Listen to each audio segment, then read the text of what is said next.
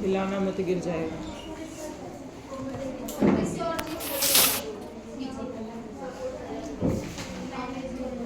Camera block.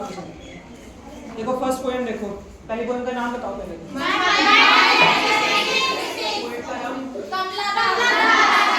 ये मत भूलना, हर पोएम का नेम ऑफ द पोएम 108 पे पहले पोएटिक डिवाइसेस दे रखे हैं। ठीक है, फर्स्ट पोएम हमारी माय मदर। तुम लोग ऐसे भी हैं जिनको 66 की स्पेलिंग नहीं आती।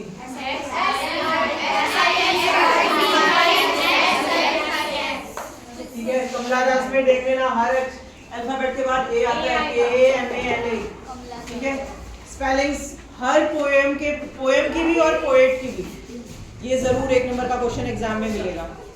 ठीक है, इसमें पहले जो पोएटिक डिवाइसेस दे रखे हैं वो देख लो। पहले सबसे पहले सिमिली दे रखी है। सिमिली सबको पता ही है, मैंने बहुत सारे कहाँ होती है।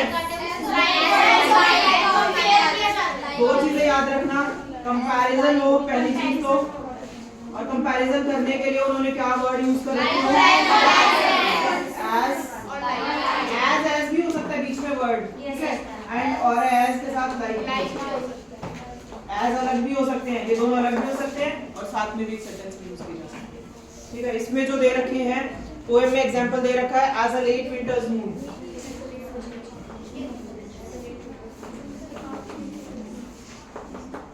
ठीक है, as a late winter's moon में ये जो एज यूज किया ये क्या है, कंपैरिजन किसके साथ हुआ है, किसका हुआ है, mother is compared with moon. ठीक है, जो मून है वो लेट विंटर जितना ज्यादा वो नेग्लिजिबल है, उसको नेग्लेक्टेड फील होता है, या लाइफ के एक एंडिंग पॉइंट पे है। विंटर्स का मून जो होता है किसी के लिए कोई इंपॉर्टेंस नहीं रखता, फेडेड होता है, डल होता है। सेम ऐसे ही जो मदर की एज के अकॉर्डिंग टू हर एज उसका फेस जो हो गया बिल्कुल डल हो गया है। ठीक है, अनइम्पोर्टेंट हो गया है, डल और अनइम्पोर्टेंट, ये दो चीजें हैं जो इसमें इसके साथ कंपेयर करती हैं। ये वर्ड याद रखना क्योंकि इस लाइन के ऊपर क्वेश्चन आता है। ठीक है, क्वेश्चन क्या आएगा, why poet's mother's face is compared with as a late winter's moon.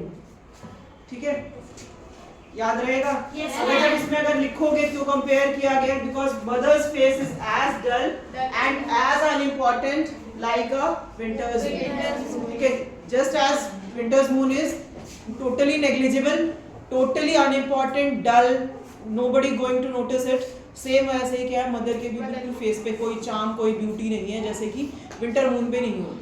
Winter moon जो होता है बिल्कुल कोई चार्म कोई ब्यूटी उसकी होती ही नहीं है। ठीक है, एक लाइन का क्वेश्चन भी हो गया है, साथ में तुम्हारा पोएटिक डिवाइस भी हो गया।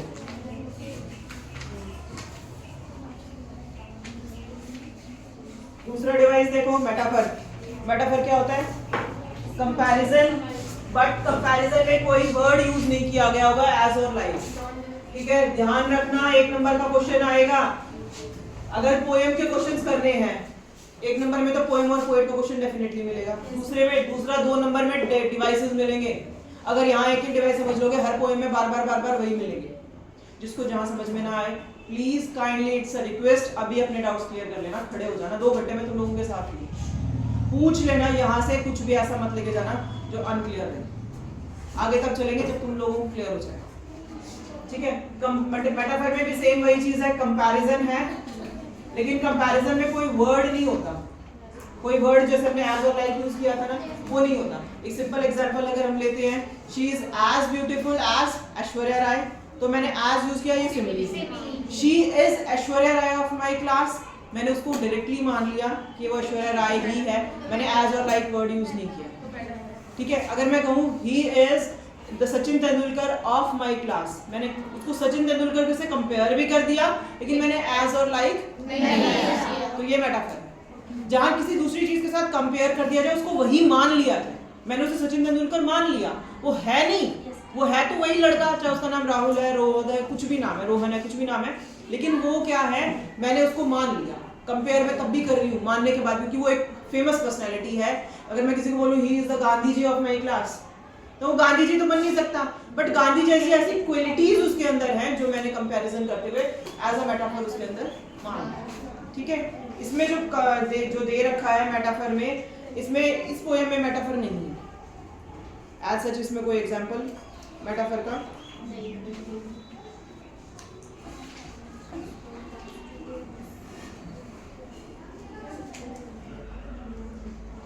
एनसीईआरटी है किसी के पास?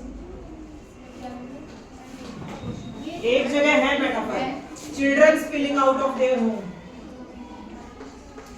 Children spilling out of their home. और चिल्ड्रन से पहले उन्होंने क्या लिखा हुआ है? मैरी चिल्ड्रन, बच्चे जो खुशी के साथ दौड़ते हुए घर से बाहर निकल रहे हैं। यहाँ मेटाफर है, कैसे सोचो? मैम वो अपना बचपन याद करे ना। नहीं नहीं नहीं नहीं, ये जो मैरी चिल्ड्रन है, ये क्या शो करता है? It is compared with young age. और मदर क्या है? Old age. तो वो उस ओल्ड एज को बार बार अब देख देख के परेशान हो गई है। जो विंडो से बाहर देखती है तो उसे बच्चे दिखाई देते हैं। जो बच्चे जो किस चीज का सिंबल है? Young age. ठीक है, यंग एज का सिंबल है बच्चे। ठीक है, मैरी चिल्ड्रन यहाँ किस चीज के साथ कंपेयर कर रही है? यंग एज के साथ, यूथफुल के साथ, बर्थ ऑफ लाइफ के साथ।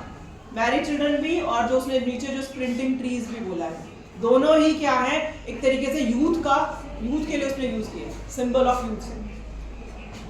इसके अलावा पर्सोनिफिकेशन है एक डिवाइस, ये दो डिवाइस हो गए इस पोएम के। पर्सोनिफिकेशन कहाँ होता है? बोलो। जब कोई नॉन लिविंग लिविंग बीइंग से कंपेयर। ठीक है, पर्सन से समझ में आता है? ठीक है, पर्सोनिफिकेशन जहाँ किसी नॉन लिविंग का लिविंग बीइंग के साथ कंपैरिजन किया जाए। ठीक है, इनएनिमेट ऑब्जेक्ट का एनिमेट ऑब्जेक्ट के साथ कंपैरिजन किया जाए। इनएनिमेट मतलब जिसमें लिविंग, जो नॉन लिविंग होते हैं, और एनिमेट जिसके अंदर जीवन होता है। ठीक है, तो यहाँ पे जिसने कहा ना ट्रीज प्रिंटिंग, पेड़ दौड़ सकते हैं? लेकिन इमेज तो क्या क्रिएट की कि पेड़ दौड़ रहे हैं। लेकिन वो क्या रहा था एक्चुअल में? कार मूव कर रही थी फॉरवर्ड, एंड वो पीछे की तरफ पेड़ जो जाते हुए नजर आ रहे थे। लेकिन इमेजरी क्या क्रिएट की? That trees are running, trees are sprinting.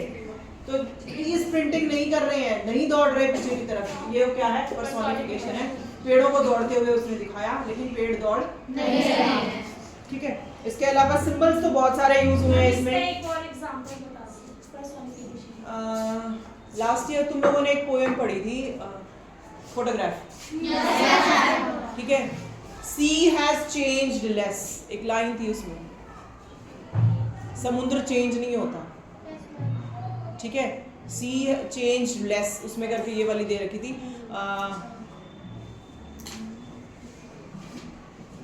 Terribly transient feet, terribly transient feet, और सी हैज चेंज्ड लेस। तो पैर जो उसने उसकी शेप, पैरों की जो पानी के अंदर जो शेप होती है, तुम कभी भी पैर डाल के देख लेना, शेप में बड़े हो जाते हैं, एक्सपेंडेड फॉर्म में दिखाई देते हैं, तो वो अपनी ओरिजिनल शेप में नहीं होती।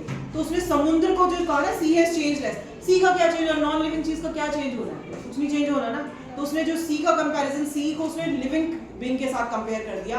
जो टेरिबली जो उसके फीट है, उसका कंपैरिजन वो कर रहा है सी के साथ, कि जो पैरों की जो शेप है वो तो चेंज हो रही है कॉन्स्टेंटली, होती भी है। इंसान के छोटे पैर होते हैं, फिर बड़े बड़े बड़े बड़े हो जाते हैं। ठीक है, लेकिन वहां पे समुद्र की जो, समुद्र 20 साल पहले भी वैसा ही था, आज भी वैसा ही है, अगले 50 साल बाद भी वैसा ही रहेगा।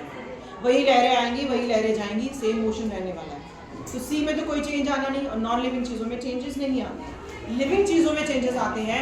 जैसे ये कह रहे हैं ना, ट्रीज में क्या चेंजेस आए? ट्रीज अपनी जगह एक स्टैचू फॉर्म में खड़े हैं, वो दौड़ तो सकते नहीं, यहाँ पे उन्होंने सिर्फ दौड़ते हुए दिखाया। अगर नॉन लिविंग चीजें हैं उसको हम ऐसा दिखाते हैं दैट इट टॉक्स। ठीक है, अगर जो बोल नहीं सकता उसको दिखाते हैं कि दैट, जैसे कई बार होता है ना कि अर्थ स्पीक्स, अर्थ बोल रही है, अर्थ कहीं नहीं बोलती, लेकिन हम लोग क्या कह रहे हैं? That it shows us feeling, वो फीलिंग दिखा रही है। अर्थ दिखा सकती कुछ भी नहीं है, लेकिन उसकी हालत बहुत बदतर है। मैंने किसी पोएम में पढ़ा था, अर्थ स्पीक्स लिखा हुआ था, लेकिन अर्थ बोलती तो है नहीं ना। लेकिन उसका पेन नजर आता है, जो पॉल्यूशन बढ़ रहा है उसकी वजह से, ओजोन लेयर में जो छेद हो रहे हैं, जो कुछ भी हो रहा है, उसके लिए हम रिस्पॉन्सिबल हैं। ठीक है, तो ये इस तरह के कंपैरिजन पर्सोनिफिकेशन के होते हैं जहाँ पे नॉन लिविंग चीजें हमें बोलती कुछ लिविंग ऑर्गेनिज्म वाले काम करती दिखाई देती है, ठीक है, वो पर्सोनिफिकेशन है। इसके अलावा आयरनी दे रखा है। आयरनी होता है व्हेन यू स्पीक समथिंग, उसका मीनिंग कुछ और होता है।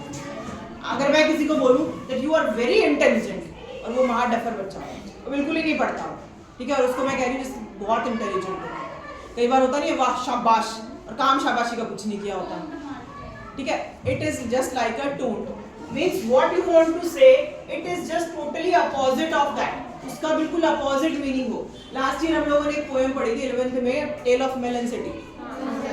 It is ironical poem. उसका वो जो वहाँ का जो किंग था, ना तो वो पीसफुल था ना वो जस्टिस करता था, लेकिन उसको क्या बताया गया था दैट इट इज पीसफुल और ठीक है, ही डिड जस्टिस, लेकिन वो दोनों में से कोई काम नहीं करता, ना जस्ट था ना वो पैरासाइट था, ठीक है। तो वो जो बिल्कुल अपोजिट था, सेम ऐसे ही जो कहा जाए उसका बिल्कुल अगर अपोजिट हो तो वहाँ क्या है, आयरनी। इसमें क्या है, आयरनी कहा थी सी यू सून अम्मा, जब उसने अपनी माँ से कहा जल्दी ही मिलेंगे, ठीक है, वो मिलने वाली है अपनी माँ से, आने वाली नहीं, श्योर नहीं है हम लोग, मिल भी सकती है नहीं भी मिल सकती है, जल्दी तो नहीं मिलेगी। सी यू सून अम्मा में आयरनी है। Irony means